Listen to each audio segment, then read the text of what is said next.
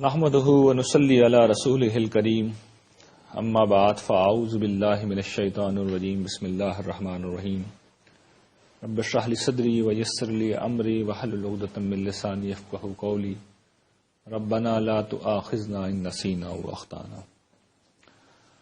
حاضرین گرامی قدر، قرآن مجید کی تدریس کے اس سلسلے میں جس میں ہم قرآن مجید کے ان مقامات کا مطالعہ کر رہے ہیں جہاں اللہ تعالیٰ کے مطلوبہ اوصاف بیان ہوئے ہیں، وہاں پر ہم ایک مختلف نوعیت کا مقام پڑھیں گے، اور اس مقام میں جو صفات و خصوصیات بیان ہوئی ہیں وہ صفات و خصوصیات ساری کے ساری منفی نوعیت کی ہیں۔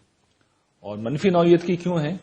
یہاں پر صاحب خلق عظیم سرکار دو عالم حضرت محمد مصطفیٰ صلی اللہ علیہ وسلم کے کردار عالیہ اور بلند اخلاق کے مقابلے میں جو ان کے مخالفین تھے، یعنی قریش کے سردار، ان کا اخلاق، ان کا کردار، ان کی سیرت یہ بیان ہو رہی ہے۔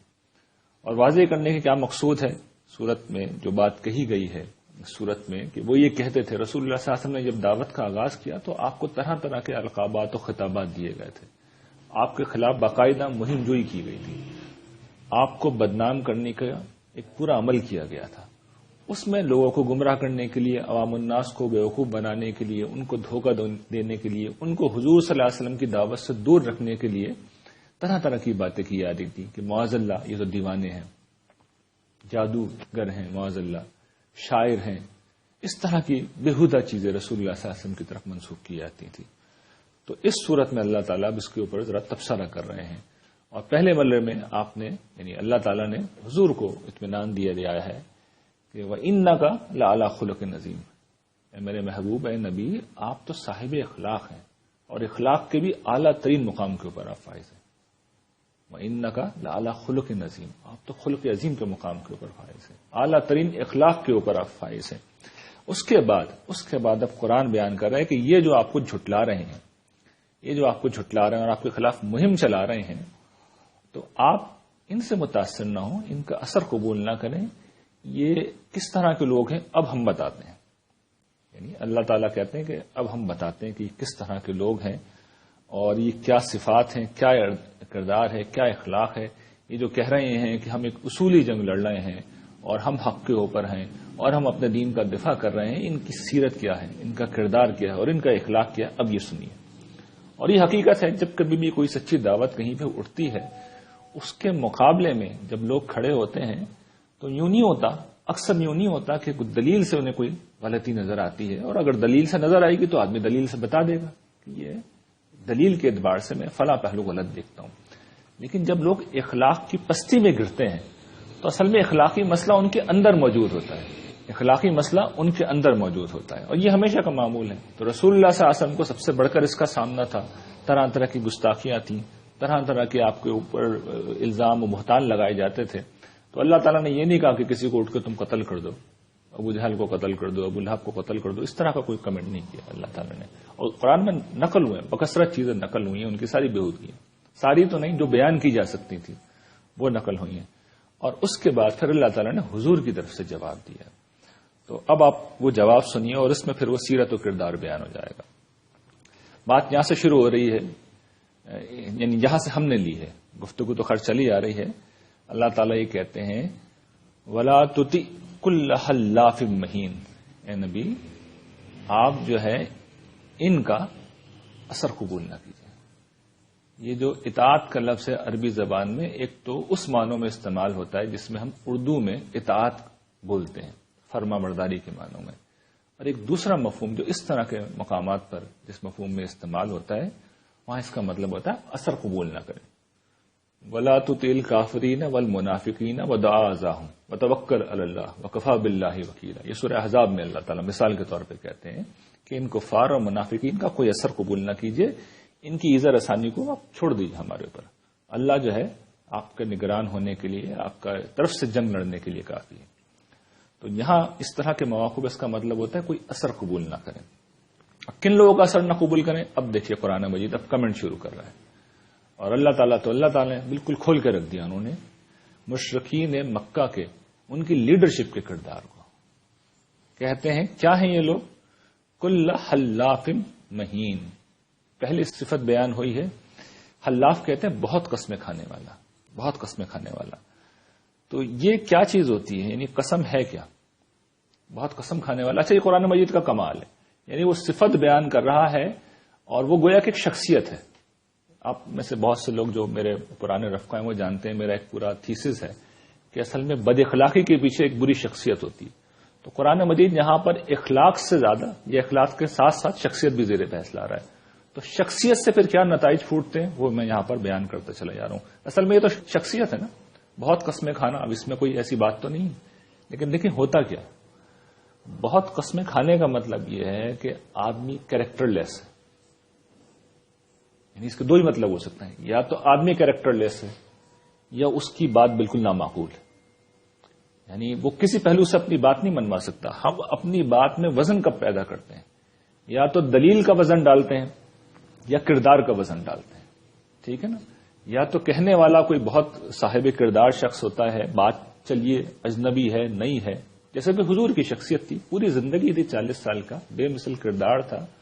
حضور نے گواہی لی تھی کہ جو شخص انسانوں کے اوپر جھوٹ نہیں بول سکتا وہ پروردگار کے متعلق کیسے جھوٹ بول سکتا ہے. تو حضور تو خود سیرت تھی، کردار تھا جو آپ کے دعوے کے پیچھے موجود تھا.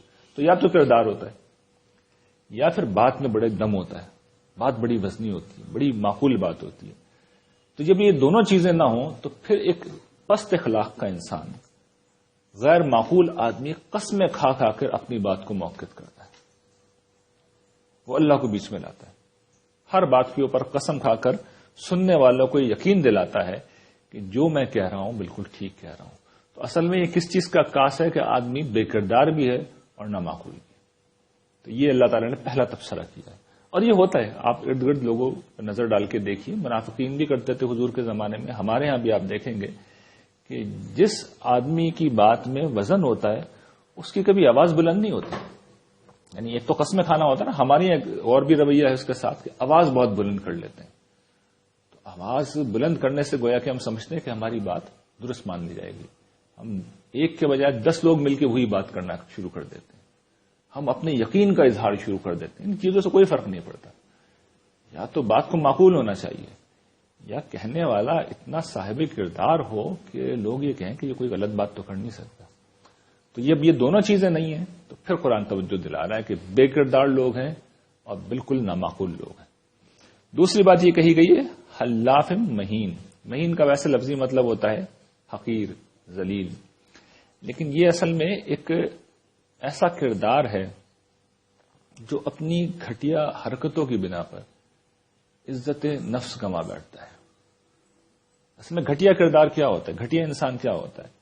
جو اپنی خواہشات اور اپنی مفادات کے پیچھے اعلی اخلاقی کردار کو، اعلی اخلاقی رویے کو چھوڑ دے. یعنی ہماری یہاں ایک بات کہی جاتی ہے نا کہ بات یہ ہے کہ آدمی کو اپنی مفاد کو دیکھنا چاہیے، عزت کا کیا ہے وہ تو آنی جانی چیز ہے. تو ان لوگوں کے نزدیک عزت جو ہوتی ہے وہ آنی جانی چیز ہوتی ہے. جو صاحب کردار لوگ ہوتے ہیں ان کے نزدیک عزت بہت بڑی چیز ہوتی ہے، عزت نفس بہت بڑی چیز ہوتی ہے. وہ یہ سوچتے ہیں لوگ کیا کہیں گے. لوگ ہم سے توقع نہیں کرتے کہ ہم اس جگہ پہ کھڑے ہو کے معاملہ کریں گے. تو پھر اپنی عزت کے خاطر، اور ظاہر بات ہے اس میں پھر خاندانی شرافت ہوتی ہے، لوگ خاندانی شرافت کی وجہ سے بہت کچھ کر رہے ہوتے ہیں. یعنی ایک ہوتا ہے کہ انسان کے اندر ذاتی طور پر عزت نفس اور ساتھ میں ایڈیشنل اضافی طور پہ خاندانی شرافت بھی ہوتی ہے. میرا خاص خاندان سے تعلق ہے، میرا خاص پس منظر ہے، میں اس گھٹیا پن کا مظاہرہ نہیں کر سکتا. اور گھٹیا پن کیا ہوتا ہے؟ خواہشات کے پیچھے، مفادات کے پیچھے جو اعلی اخلاقی رویہ ہے اس کو انسان چھوڑ دے. تو قرآن یہاں پہ توجہ دلا رہا ہے. ایک طرف تو یہ قسمیں کھاتے ہیں، بہت قسمیں کھاتے ہیں، اور جب بہت قسمیں کھاتے ہیں تو پھر ذہن میں رکھیے گا کہ یہاں پہ جھوٹی قسمیں مراد ہیں. جیسے کہا گیا تھا نا اجتنبوا کثیرا من الظن، بہت زیادہ گمان کرنے سے پرہیز کرو. تو اصل میں وہاں روکنا کس سے مقصود تھا؟ بدگمانی سے. تو یہاں پر جھوٹی قسمیں بھی ساتھ میں شامل تھیں. تو یہ کس طرح کا کردار ہے؟ جھوٹی قسمیں کھاتا ہے، بے کردار شخص ہے، نامعقول گفتگو کر رہا ہے اور ساتھ میں بہت ہی گھٹیا ہے. اسے اپنی عزت کا لحاظ ہے نہ اپنے خاندان کی کوئی شرافت کا لحاظ ہے، اور ہے بھی نہیں، دونوں چیز ہیں ہی نہیں. اس وجہ سے آپ کسی کریکٹر کی اس سے توقع نہیں کر سکتے. تو حضور سے اللہ تعالیٰ کہہ رہے ہیں کہ ان لوگوں کی پرواہ مت کیجیے، یہ ان کا کردار ہے. انسان ہے نا، بات سنے گا تو اثر تو ہوگا. یعنی یہ تو نہیں ممکن ہے کہ اس کی دن رات مخالفت ہو رہی ہو، گالیاں بکی جا رہی ہوں، برا بھلا کہا جا رہا ہو، اور آدمی بولے پروردگار میں نے کون سی غلط بات کہہ دی، اور سب لٹ لے کے پیچھے پڑ جائیں، تو پھر قرآن مجید حوصلہ دلاتا ہے نہیں، معاملہ یہاں خراب نہیں ہے، ان لوگوں کے اندر خرابی ہے۔ پھر اگلے اوصاف کیا بیان ہوئے اگلی آیت میں؟ فرماتے ہیں اللہ تعالیٰ، اور یہ بڑی خوبصورت یعنی کمال کی آیات ہیں ساری، یعنی اس میں اللہ تعالیٰ نے لگتا ہے بہت شدید غصے میں اب یہ گفتگو کی ہے۔ حماز مشاء بنمیم، حماز کسے کہتے ہیں؟ اس کا لفظی مطلب ہوتا ہے اشارہ باز، اشارے کرنا۔ آپ کو یاد ہوگا سورہ حجرات میں ہم نے کچھ خصوصیات پڑھی تھیں، ولا تلمزوا انفسکم، ٹھیک ہے نا، یہ ایک بات کہی گئی تھی کہ تانے مت دو، تانا زنی مت کیا کرو، تنابز بالالقاب سے روکا تھا، برے نام مت رکھو لوگے، تمسخر سے روکا گیا تھا کہ مذاق مت اڑاؤ، کوئی کسی کا مذاق نہ اڑائے۔ یہ کیا تھا؟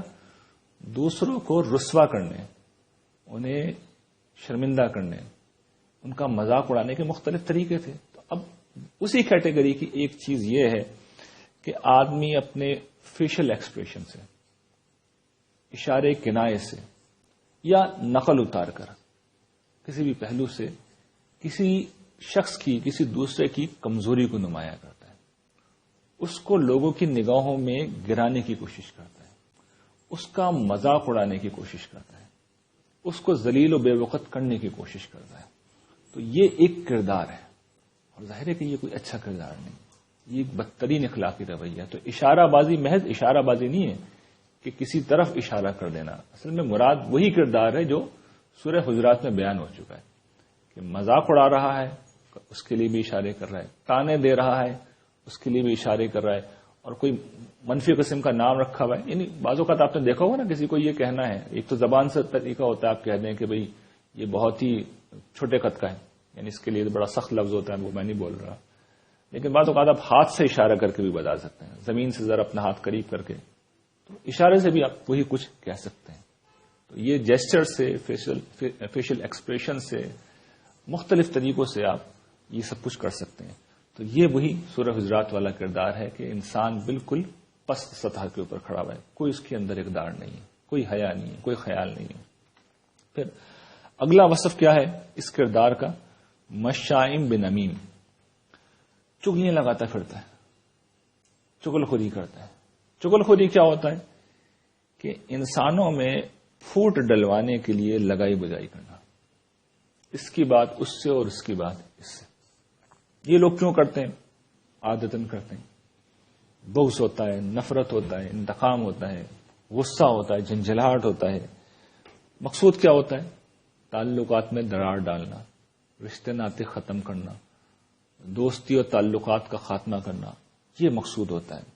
اسی طریقے سے اس کا ایک مقصد یہ بھی ہوتا ہے کہ کسی کو دوسرے سے کاٹ کے اپنے ساتھ ملانا۔ وہ تمہارے بارے میں یہ گفتگو کر رہا تھا، وہ یہ کہہ رہا تھا، میں تمہیں صحیح بات بتا رہا ہوں، ہے کہ دل تو پھر خراب ہوگا، معاملات خراب ہوں گے۔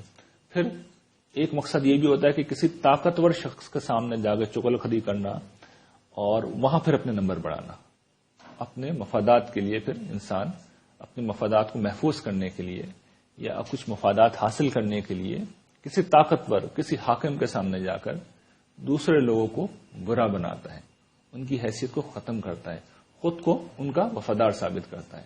تو یہ پھر وہی رویہ ہے جس کی طرف قرآن مجید توجہ دلا رہا ہے کہ یہ پست کردار لوگ ہوتے ہیں، چغل خوری کرنے والے لوگ ہیں، یہ آپ کی مخالفت کر رہے ہیں، اور یہ روزمرہ زندگی میں پائی جاتی ہے۔ تو ہاں یہ بھی سمجھ لیجئے، یعنی یہ بھی سمجھ لیجئے یہ عرب کی لیڈرشپ تھی کون؟ یہ مذہبی لیڈر تھے، یہ صرف سیاسی لیڈر نہیں تھے، ان کی سیاسی طاقت بھی ان کی مذہبی طاقت کی وجہ سے تھی۔ اور برا ہم میں سے کسی کو نہیں ماننا چاہیے، میں بھی ایک مذہبی آدمی ہوں، آپ کسی زمانے کی بھی مذہبی قیادت کو اٹھا کے دیکھ لیں، مجھ میں بھی ہوں گے یہ ساری صفات، یقیناً ہی ہے۔ تو مذہبی قیادت میں یہ بدرجہ عتم یہ ساری چیزیں موجود ہوتی ہیں۔ جو لوگ بھی مذہب کے نام پہ کھڑے ہوئے ہوں اور مذہب کی حقیقت اور روح کو نہ انہوں نے پایا ہو، تو یہ ساری خصوصیات آپ دیکھ لیجیے گا، گن گن کے ان کے اندر موجود ہوتی ہیں۔ یہ کر رہے ہوتے ہیں۔ آپ کچھ وقت ان کے ساتھ جیسے گزاریں گے تو آپ کو پتہ چل جائے گا کہ یہ سب کچھ وہ کر رہے ہوتے ہیں۔ پھر اگلی چیز، اگلا وصف جو اگلی آیت کے اندر بیان ہوا ہے، مناع للخیر، بھلائی سے روکنے والے۔ دیکھیے اس پہ بھی ہم پہلے کئی دفعہ بات کر چکے ہیں. بھلائی سے روکنے کی اسپرٹ کیا ہوتی ہے؟ کیونکہ خود نیکی نہیں کرنی اور ہیں آپ لیڈر، لوگوں نے دیکھنا آپ کو ہے، خود نیکی نہیں کرنی تو آپ نے دوسروں کو نیکی کرنے سے پہلے ہی روکنا شروع کر دیا. اس لیے کہ اگر دوسروں کو آپ تلقین کریں گے، قرآن تو توجہ ہی دلاتا ہے نا، وہ جو آخری ہم مقام پڑھیں گے سورہ ماؤن، وہاں یہ زیر بحث آ جائے گا، تو اس کا تو کام ہی ابھارنا ہوتا ہے، لیڈر کا تو کام ہی ابھارنا ہوتا ہے، نیکیوں کی طرف ابھارنا ہوتا ہے. وہ اگر ابھارے گا تو شرما حضوری کچھ نہ کچھ اسے بھی کرنا پڑ جائے گا. بھائی دوسروں سے آپ 1000 روپے دلوا رہے ہیں کسی نیکی کے کام میں، تو 10 روپے 100 روپے تو آپ کو بھی ڈالنے پڑیں گے نا. تو آدمی یہ چھوٹا سا کام کرنے کے لیے بھی تیار نہیں ہوتا. تو طریقہ یہ ہوتا ہے کہ کسی خیر کے کام کو آپ بگاڑ کر شر کا کام بنا لیں. کام ہی برا ہو گیا تو نہ کوئی اور اس میں حصہ ڈالے گا، نہ آپ حصہ ڈالیں گے. اگلا وصف کیا ہے؟ یہ وہی 2 اوصاف ہیں جو ہم جگہ جگہ پڑھتے آئے ہیں. قرآن مجید میں ہم نے پڑھا ہے نا کہ قل انما حرم ربی الفواحش ما ظہر منها وما بطن والاسم والبغی بغیر الحق. تو یہ جو اسم اور بغی ہم پڑھتے آئے ہیں، تو اب وہی یہاں پہ زیر بحث آ رہا ہے کہ یہ جو تعدی ہوتی ہے، معتدن کہتے ہیں حدود سے تجاوز کرنے والا، حد سے تجاوز کرنے والا. حد سے تجاوز کرنا کیا ہے؟ اصل میں وہی چیز ہے، سرکشی کرنے والا، زیادتی کرنے والا، بغی کرنے والا، طغیان میں مبتلا شخص جو لوگوں کے حقوق مار رہا ہو. اور حقوق کس طریقے سے؟ یعنی غصب کر رہا ہو، ان کے اوپر تعدی کر رہا ہو، زیادتی کر رہا ہو. یعنی ایک حقوق تو وہ ہوتے ہیں نا جو ہمارے اوپر عائد ہوتے ہیں اور ہمیں ادا کرنے ہوتے ہیں، اور یہ ایک حق وہ ہوتا ہے جو دوسروں کا حق ہوتا ہے، جو ہمیں اپنی شر سے اسے بچانا ہوتا ہے. مثال کے طور پر ہم کئی دفعہ دیکھ چکے ہیں، دوسرے کی جان ہے، مال ہے، آبرو ہے، تو جب کوئی انسان اس کے اوپر ڈاکہ زنی شروع کر دے، جان کو نقصان پہنچائے، مال کو نقصان پہنچائے، آبرو کو نقصان پہنچائے، تو یہ تعدی ہے. تو قرآن تو یہاں تک کہتا ہے کہ تعاونوا علی البر والتقوی ولا تعاونوا علی الاثم والعدوان. نیکی اور بھلائی کے کاموں میں تعاون کرو، اور حق تلفی کے کاموں میں اور زیادتی کے کاموں میں تعاون نہ کرو. تو یہ ایک اور وصف ہے جو یہاں پہ بیان ہو رہا ہے کہ یہ حق مارتا ہے، اور اس کے ساتھ وہی اسیم. اسیم کا مطلب کیا ہے؟ مطلب یہ کہ یہ شخص جو ہے جو اس کے اوپر حقوق عائد ہو رہے ہیں وہ بھی ادا کرنے کے لیے تیار نہیں ہے. یعنی کسی سے کوئی معاہدہ کر لیا کہ بھئی میں اتنے پیسے لوں گا اور یہ آپ کا میں کام کروں گا، تو پیسے تو پورے لے لیے، اب کیا حق عائد ہو گیا کہ کام بھی پورا کریں؟ کام پورا نہیں کر رہے. کوئی کمٹمنٹ کہیں پہ کر لی، پیسے نہیں ہے، چلیے کوئی کمٹمنٹ کر لی کہیں پہ، حق عائد ہو گیا کہ یہ کرنا ہے، نہیں کر رہے. یہ کیا ہے؟ حق تلفی. والدین کی خدمت، حق ہے والدین کا کہ ہم کریں، نہیں کر رہے. تو یہ سب کیا ہے؟ یہ اسم ہے. یہ حق تلفی کی نوعیت کے گناہ ہیں. وہ کیا ہے؟ ظلم و زیادتی کی نوعیت کے گناہ ہیں. پھر اگلا جو وصف ہے اتلم بعد ذالک زنیم. یہ 2 اوصاف پھر بیان کیے گئے ہیں. اتل کسے کہتے ہیں؟ سنگ دل ہونا، سنگ دل ہونا، بے مروت ہونا، بد لحاظ ہونا. یعنی یہ پھر شخصیت کا ایک حصہ ہے. سنگ دلی شخصیت کا ایک حصہ ہے. اس شخصیت سے پھر جو کردار پھوٹتا ہے وہ کہ آدمی بالکل بے مروت ہے، بے لحاظ ہے. اور پھر ایسا شخص پھر ظالم بھی ہوتا ہے. ایسا شخص پھر ظالم بھی ہوتا ہے. وہ پھر ظالم نہ بھی ہو، کسی پہ ظلم بھی نہ کرے، بد اخلاق ضرور ہوتا ہے. ہو سکتا ہے اسے بڑا کارنامہ سمجھتا ہوں کہ میں تو صاف بات سبوں کے منہ پہ کہہ دیتا ہوں.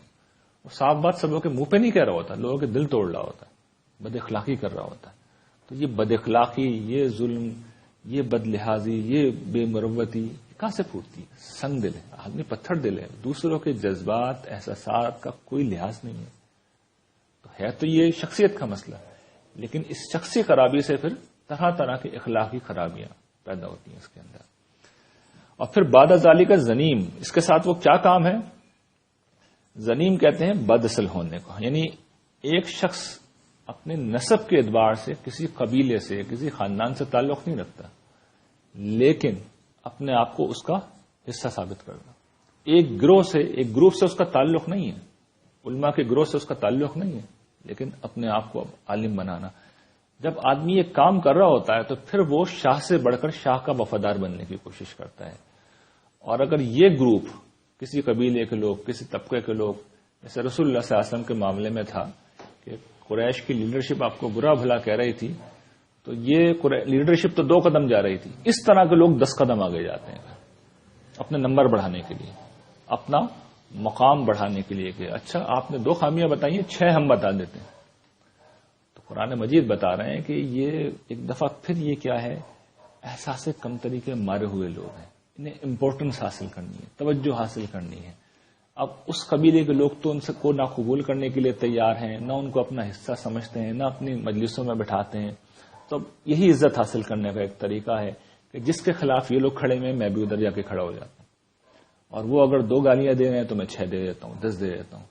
تو یہ اصل میں یہ کردار ہے، یہ کردار ہے جو قرآن مجید یہاں پر بیان کر رہا ہے۔ اگلا وصف کیا ہے، اور یہ بڑی کمال کی بات قرآن مجید نے کہی ہے کہ یہ سارے جو یہ لوگ معاملات کر رہے ہیں، یہ غریب لوگ تھے، بے آسرا بے سہارا تھے، ضعیف تھے؟ نہیں، اللہ نے ان پہ بڑے احسان کیے تھے۔ ان کانا ذا مالی و بنین، اس وجہ سے کر رہے ہیں یہ سب کہ ہم نے ان کو مال بھی دیا ہے اور اولاد بھی دی ہے۔ مال کیا ہے؟ فیسیلیٹیشن، دنیا کی جو سہولت چاہیں آپ خرید سکتے ہیں، اور اولاد اس دور میں اصل میں پروٹیکشن، طاقت کی علامت تھی۔ اس مال کا، اس عزت کا آپ تحفظ کر سکتے ہیں اولاد کی وجہ سے۔ کسی کے 8 10 11 بیٹے ہوں زمانہ قدیم میں، اور وہ تلواریں لگا کر، نیزے ہاتھ میں تھام کر اس کے ساتھ اگر گھر سے نکلیں تو کیا اس کی عزت، کیا مقام، کیا مرتبہ، جس نشست میں وہ جائے گا، جس محفل میں وہ جائے گا، لوگ پلٹ کے دیکھیں گے بھی 12 بیٹے ہیں اس کے۔ اس لیے عرب کے اندر بہت شادیاں بھی کی جاتی تھیں، اس لیے بیٹوں کی عزت بھی تھی، اور اسی لیے بیٹیاں بے وقت بھی سمجھی جاتی تھیں، جس پہ ہم پہلے بھی بات کر چکے ہیں۔ تو قرآن مجید یہ توجہ دلا رہا ہے کہ ہونا تو یہ چاہیے تھا کہ میں جن کو نعمتیں دوں، جن پہ احسان کروں، جن کے ساتھ میں بھلائی کروں، وہ شکر گزاری کریں۔ لیکن عام طور پہ ہوتا کیا ہے کہ جن کے ساتھ میں احسان کرتا ہوں وہ ناشکری کا مظاہرہ بھی کرتے ہیں، کمزرفی کا مظاہرہ بھی کرتے ہیں، بد اخلاقی کا رویہ بھی یہی لوگ اختیار کرتے ہیں۔ تو یہ کیا چیز ہے؟ یہ قرآن مجید اصل میں توجہ دلا رہے ہیں، ان کانا ذا مالی و بنین، اس وجہ سے تمہارا یہ کردار ہے کہ تمہیں مال بھی دیا اور اولاد بھی دی۔ تو اصل میں کیا رہا ہے قرآن مجید کہ تمہیں تو سب سے بڑھ کر شکر گزار ہونا چاہیے تھا، سب سے بڑھ کر ممنون احسان ہونا چاہیے تھا کہ سچائی آ رہی ہے، دعوت آ رہی ہے، اسے قبول کرنا چاہیے تھا۔ تمہیں تو اعلی اخلاق کا ہونا چاہیے تھا، اعلی کردار کا ہونا چاہیے تھا، اعلی سیرت کا ہونا چاہیے تھا۔ تم پہ میں نے انعام کیا، اس کا نتیجہ یہ نکل رہا ہے۔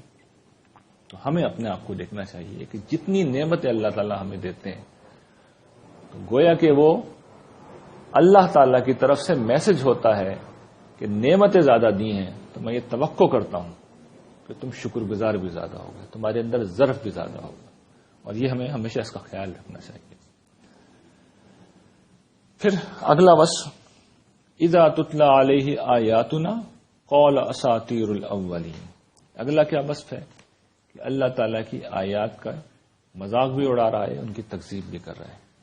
قرآن مجید دیکھیے جب نازل ہو رہا تھا تو ایک طریقہ تو یہ تھا کہ دلائل کے ذریعے سے بات سمجھائی جائے، اور ایک طریقہ قرآن مجید نے اختیار کیا کہ جو قدیم اقوام تھیں، عاد تھے، سمود تھے، حضرت نوح کی قوم تھی، حضرت شعیب کی قوم تھی، آل فرعون تھے، ان کی داستانیں سنائیں جس میں بتایا گیا تھا کہ جب انہوں نے نافرمانی کی تو اللہ تعالیٰ نے ان کو پکڑ لیا۔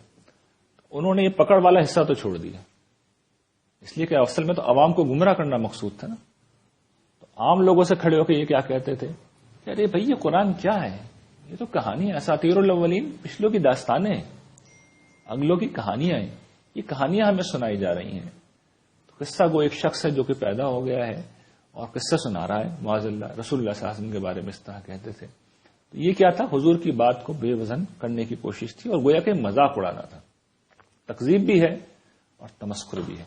تو یہ قرآن مجید بتاتا ہے کہ جب ان کے اوپر ہماری آیت تلاوت کی جاتی ہے، ہونا تو یہ چاہیے تھا سب سے بڑھ کر یہ اسے قبول کریں، اس کے اندر جو اس میں بیان کیا ہوا میسج ہے اس کو قبول کریں، اس کو اختیار کریں، اس کے مطابق اپنی زندگی کو بدلیں۔